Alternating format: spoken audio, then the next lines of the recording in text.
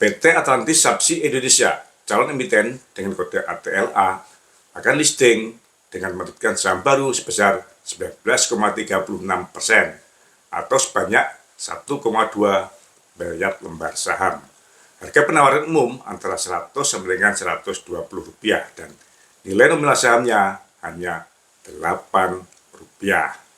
Dan demikian, PBB Evo mencapai lebih dari 12 kali.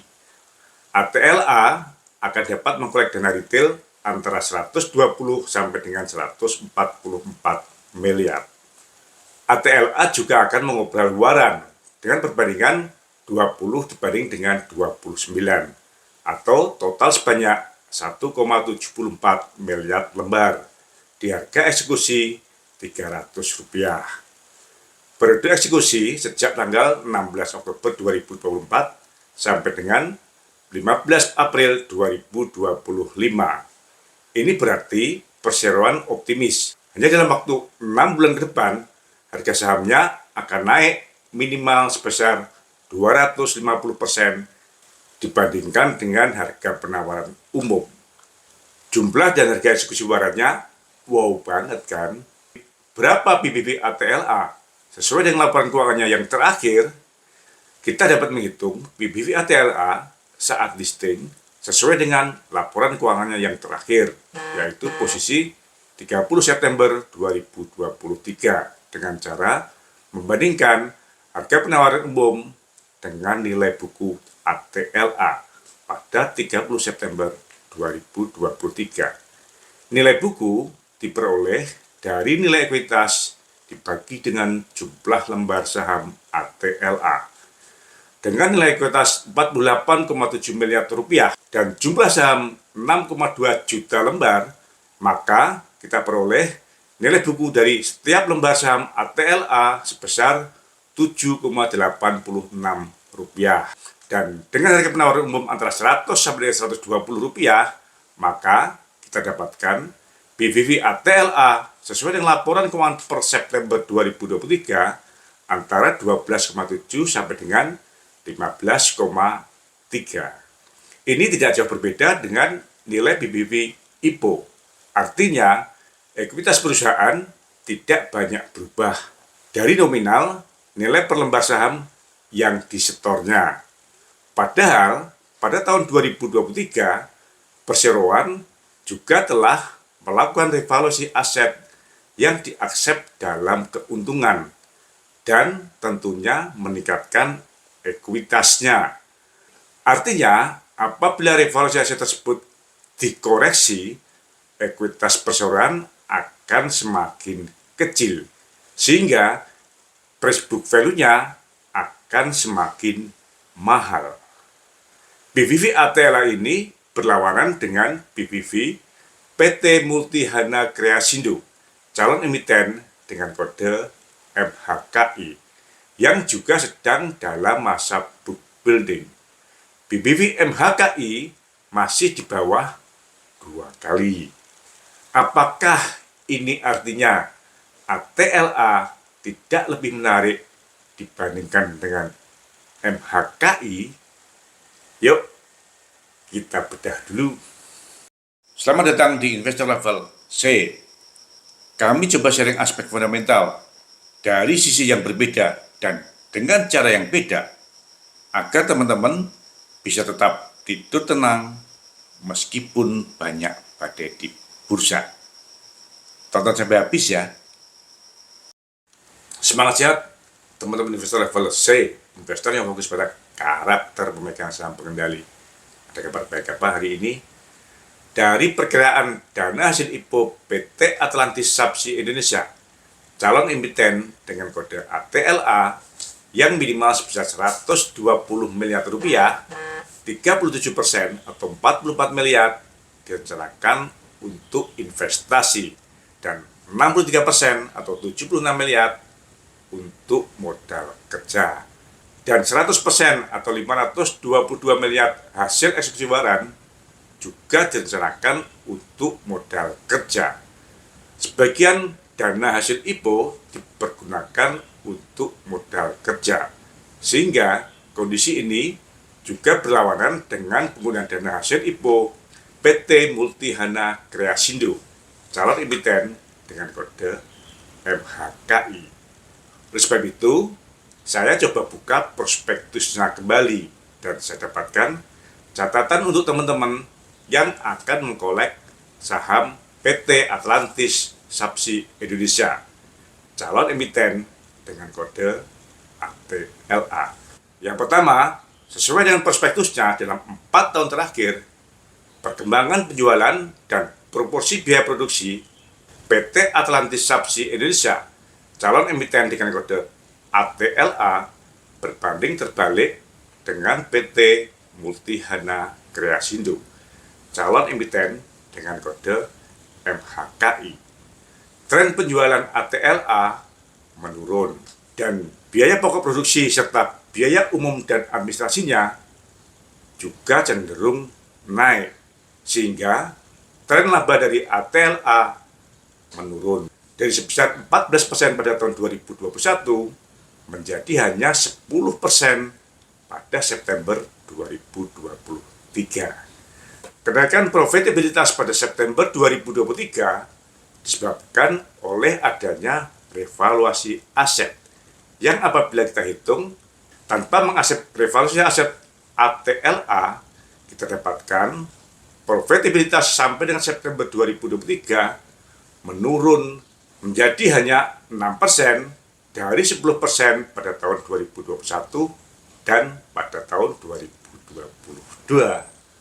Wow. Tren penurunan penjualan ini menjadi kontradiksi dengan tujuan penggunaan dana hasil IPO yang sebagian besar untuk modal kerja. Karena dengan penurunan penjualan, logikanya kebutuhan modal kerja juga akan menurun.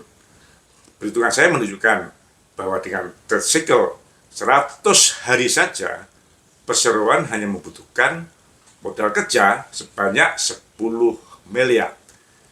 Sedangkan dana hasil IPO yang dialokasikan untuk modal kerja mencapai 76 miliar atau mengcover 7,5 kali dari kebutuhan modal kerjanya. Dengan demikian, menurut saya, masalah utama dari ATLA adalah meningkatkan penjualannya, bukan menambah modal kerja. Yang kedua, ATLA merencanakan sebesar 44 miliar dana hasil IPO akan digunakan untuk investasi, yaitu untuk pembelian peralatan kerja. Jadi, saya tertarik untuk membedah peralatan kerja yang telah dimiliki oleh ATLA saat ini. Dan sesuai dengan prospektusnya, saya dapatkan dari total aset perseroan sebesar 53 miliar, saat ini yang berupa aset tetap adalah sebesar 26 miliar.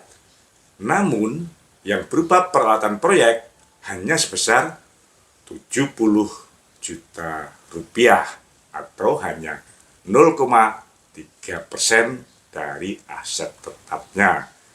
Jadi, selama ini dalam melaksanakan proyeknya, ATLA menggunakan peralatan dari mana ya? Sesuai dengan prospektusnya, untuk peralatan kerja saat ini, ATLA ternyata menyewa dari PT Geotronik Pratama Indonesia, perusahaan terafiliasi dengan pemegang saham pengendali yang sama, yaitu Saudara Rudi Reksa Sutantra. Hal ini tertuang dalam perjanjian dengan pihak terafiliasi. Nah, selain perjanjian kerjasama penyewaan alat kerja dari perusahaan yang terafiliasi, saya juga dapatkan perjanjian kerjasama penjualan mobil mewah dari perusahaan kepada direktur utamanya, yaitu kepada Saudara Yopi Kurniawan Iswanto, berupa penjualan mobil Porsche senilai 1,6 miliar. Akhirnya, saya tertarik untuk membedah aset tetap perseroan saat ini, dan saya dapatkan aset tetap terbesar perseroan saat ini berupa tanah dan bangunan yang saat ini digunakan sebagai kantor. Pada tahun 2023, terhadap aset tetap tanah ini dilakukan revaluasi dan mengalami kenaikan sebesar 87% atau senilai 6,37 miliar dari nilai tanahnya yang pada tahun 2022 sebesar 7,28 miliar.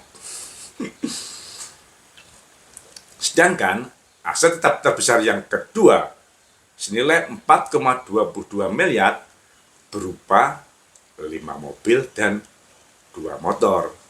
Kelima mobil tersebut berupa kendaraan yang tergolong mewah dengan jenis mobil Mercy, Mitsubishi Pajero, Toyota Fortuner, Toyota Wildfire, Toyota Alphard, dan motor Honda 650 cc.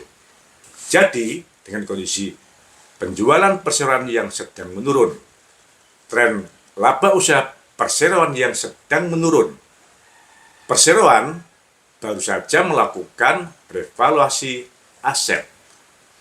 Perseroan merupakan kolektor mobil mewah dan perseroan sebelumnya tidak mempunyai peralatan kerja sendiri. Apakah dengan 5 kondisi di atas, penawaran penggunaan dana hasil IPO untuk investasi dan modal kerja dari PT Atlantis Subsea Indonesia, calon emiten dengan kode ATLA, cukup menarik. Teman-teman, jaga kesehatan dan kita tunggu apakah setelah IPO nanti harga saham ATLA akan mengikuti jejak harga saham dari PT Citra Nusantara Gemilang, emiten dengan kode JGAS, yang juga merupakan kolektor mobil mewah, atau mengikuti jejak PT Agung Menjangan Mas, emiten dengan kode AMMS, yang sebelum listing juga bekerja dengan peralatan sewa. Semangat sehat! Terima kasih telah menonton. Jangan lupa kasih komen agar channel Investor Level C selalu lebih berkualitas.